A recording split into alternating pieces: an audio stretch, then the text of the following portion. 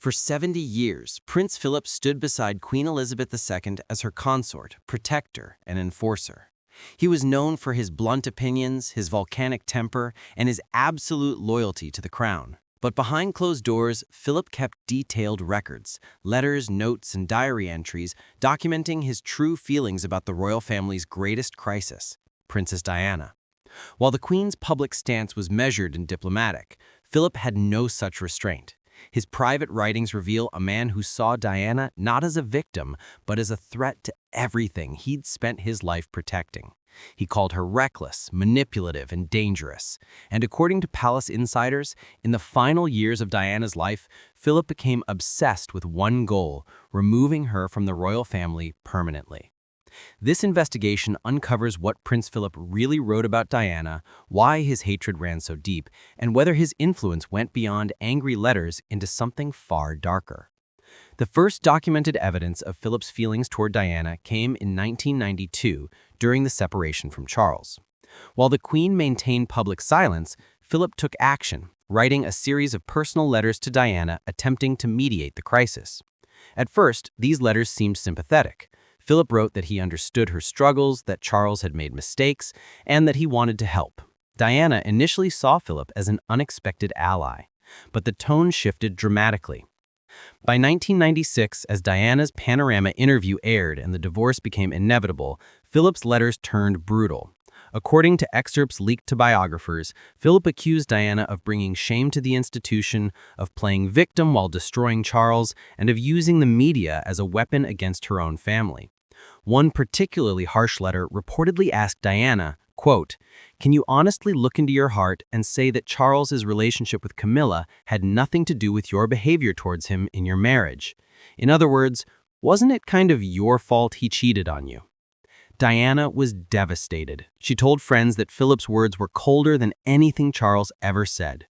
Her butler Paul Burrell later confirmed he'd seen these letters, describing them as pointed and constructed like a father disciplining a daughter, but a father who cared more about the institution than the person. But these published letters were only the beginning. Private diaries kept by Philip, never intended for public release, revealed thoughts far more extreme. Palace staff who worked closely with Philip in the 1990s have confirmed that he rarely referred to Diana by name in private. Instead, he used code names, most commonly the problem or simply her. In private conversations with the Queen and senior advisors, Philip would say things like, "The problem is in the newspapers again," or "We need a permanent solution to her." Staff interpreted this as frustration with Diana's media presence, but some wondered if Philip's language carried darker implications. One former royal protection officer recalled overhearing Philip in 1995 saying, "She will destroy everything we've built if we don't stop her." The officer noted that Philip wasn't speaking hypothetically, he was strategizing, discussing ways to limit Diana's access to William and Harry, to restrict her public appearances, to cut her off financially. Philip saw Diana's popularity as a direct threat. Every time Diana appeared on a magazine cover or gave a speech about AIDS or landmines, she proved the monarchy could be modern, compassionate, and relevant without the rigid protocols Philip had enforced for decades. Diana was showing that his way was obsolete, and Philip couldn't tolerate being proven wrong. The irony of Philip's hatred for Diana becomes stark when you examine his own background. Philip was born Prince Philip of Greece and Denmark, not Britain. His family was exiled when he was a child. His 4 sisters all married Nazi officers. He was forced to renounce his titles and change his name to gain acceptance into the British royal family. Philip spent his entire life proving he belonged, that he was more British than the British, more loyal to the crown than anyone born into it. He became rigid, disciplined, and unforgiving, especially towards those he saw as threats to the institution that had finally accepted him. Diana, in Philip's eyes, was everything he despised, an aristocrat by birth who took her position for granted, someone who prioritized personal happiness over duty, who broke protocol without consequence, who won public love without sacrifice. Philip had given up everything, his name, his nationality, his independence, to serve the crown. Diana seemed to give up nothing and gain everything. The resentment festered for years. One of the most disturbing allegations about Philip concerns his relationship with British intelligence services. As a senior royal and military veteran, Philip had connections throughout MI5 and MI6, and according to multiple sources, he used those connections to monitor Diana. Former intelligence officers have claimed that Philip requested briefings on Diana's activities, particularly her relationships with Dodi Fayed and previously with Hasnat Khan. He wanted to know who she was meeting, what she was planning, whether she posed a security risk to William and Harry. Some conspiracy theorists go further, suggesting Philip ordered active surveillance, phone tapping, tracking her movements, infiltrating her staff with informants. While no definitive proof exists, it's confirmed that Diana believed she was being watched. She told friends her phones were tapped and that Philip's people were monitoring her. During one exchange of letters with Philip, he allegedly threatened Diana by mentioning that the palace had tapes of her having affairs. He quickly backed off, saying he'd said too much, but the damage was done. Diana became convinced the royal family was spying on her, and she was probably right. Whether Philip merely received intelligence reports or actively ordered surveillance operations remains disputed, but what's undeniable is that Philip saw Diana as an intelligence problem, not just a family embarrassment. When Diana's BBC Panorama interview aired in November 1995, Philip reportedly erupted in rage. Palace staff described him as apoplectic, pacing Buckingham Palace and demanding immediate action. Diana's statement, "There were 3 people in this marriage, so it was a bit crowded," humiliated Charles publicly and confirmed Camilla's role as the other woman. But it was Diana's questioning of Charles's fitness to be king that pushed Philip over the edge. According to royal biographers with palace sources, Philip told the Queen that Diana had declared war on the monarchy itself and that they could no longer treat her as family. Within weeks, the Queen sent letters to both Charles and Diana demanding they divorce immediately. But Philip wanted more than divorce. He allegedly argued for stripping Diana of all royal privileges, cutting her off from William and Harry, and ensuring she could never again speak publicly about the royal family. The Queen refused to go that far, but Philip's pressure was relentless. One diary entry allegedly written by Philip in December 1995 described Diana as, quote, "a cancer that must be removed before it spreads." Whether this was heated rhetoric or something more calculated, the language reveals the depth of his hostility. If Philip hated Diana before, her relationship with Dodi Fayed in summer 1997 pushed him to new extremes.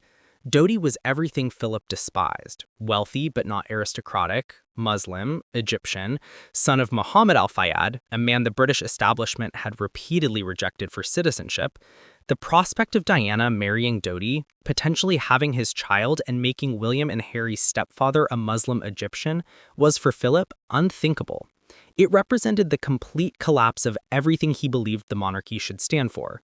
Palace sources claim Philip was obsessed with the Diana-Dodi relationship in those final weeks.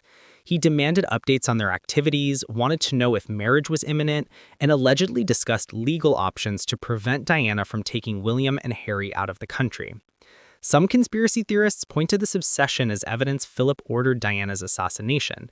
While mainstream historians dismiss this as baseless speculation, what's undeniable is that Philip saw Diana's relationship with Dodi as an existential threat to the monarchy, and Philip had spent his entire life eliminating threats. When news reached Balmoral Castle that Diana had died in Paris, the royal family's reaction became one of the most controversial aspects of the tragedy. The Queen chose to remain in Scotland with William and Harry, prioritizing their privacy over public mourning. But what was Philip's reaction? According to staff present that morning, Philip showed no visible emotion when informed of Diana's death. One servant described him as businesslike, immediately shifting into crisis management mode. He focused on logistics: how to tell William and Harry, how to manage the media, how to protect the monarchy's reputation. But one detail stands out. According to multiple sources, when Philip was first told Diana had died, he said just 3 words: "It is done." What did he mean? Was it simply acknowledgement that a tragic accident had occurred, or did those words carry a darker implication, that a problem had finally been solved? Royal defenders argue Philip was in shock and his words were misinterpreted. Critics see those 3 words as evidence of something more sinister. In the days following Diana's death, as public mourning reached fever pitch and anger toward the royal family intensified, Philip made a controversial decision. William and Harry would walk behind Diana's coffin in the funeral procession. William, just 15, reportedly didn't want to do it. He was grief-stricken and wanted to mourn privately, but Philip insisted. According to royal aides, Philip told William it was his duty and that the monarchy depends on it. Years later, William would describe that funeral walk as one of the most traumatic experiences of his life. He said, "No child should be asked to do that." Yet, Philip showed no remorse. In his view, the institution came first, even above the emotional well-being of his own grandsons. This moment crystallizes Philip's worldview. Duty above all, emotion as weakness, personal sacrifice as the price of royal privilege. Diana had rejected that worldview entirely, and in death, Philip used her funeral to reassert his values and remind the world that the monarchy would survive with or without the people's princess. In the years after Diana's death, as public sympathy for her remained high and criticism of the royal family's treatment of her persisted, did Philip ever express regret? By most accounts, no. Philip remained convinced Diana had brought her troubles on herself. He reportedly told friends that Diana's constant need for drama had made tragedy inevitable, and that while her death was unfortunate, it had ultimately saved the monarchy from a worse crisis. However, some royal insiders claim that in his final years, particularly after Harry's public criticisms and departure from royal duties, Philip privately acknowledged that the family's coldness toward Diana had been a mistake. One former aide claimed Philip said, "We didn't understand her, and now we're paying for it." But whether this represents genuine regret or simply frustration that Diana's legacy continued to haunt the family remains unclear. Philip died in April 2021 without ever publicly addressing his treatment of Diana or the contents of his private correspondence about her. Prince Philip was the royal family's enforcer, the man willing to do and say what others wouldn't. His hatred of Diana wasn't personal spite, it was ideological. He genuinely believed she was destroying an institution he'd spent his life protecting. But history has judged Diana more kindly than Philip anticipated. She's remembered as compassionate, modern, and human, qualities the monarchy desperately needed but Philip couldn't see. His rigid devotion to duty and protocol now seems outdated, while Diana's emotional honesty feels timeless. Did Philip want Diana gone? Absolutely. His letters, his words, his actions all prove he saw her as a threat that needed to be neutralized. Whether his hatred extended to actual involvement in her death remains speculation without evidence.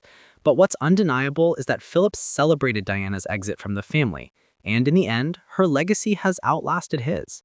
What do you believe? Was Philip's hatred justified duty or dangerous obsession? Did his 3 words, "It is done," mean nothing or everything? Share your thoughts in the comments below. And if this investigation revealed the truth they tried to bury, hit that like button and subscribe for more royal secrets the establishment doesn't want you to know.